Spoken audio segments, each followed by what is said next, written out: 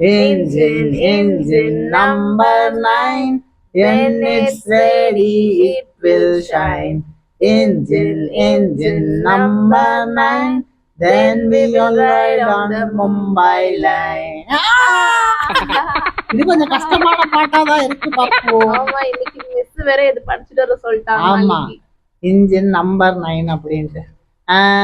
சரி, எனக்கு ரொம்ப போர் அடிக்குது. நான் உனக்கு ஒரு ஜோக் சொல்லவா? சொல்லு பிங்கு, சொல்லு சொல்லு.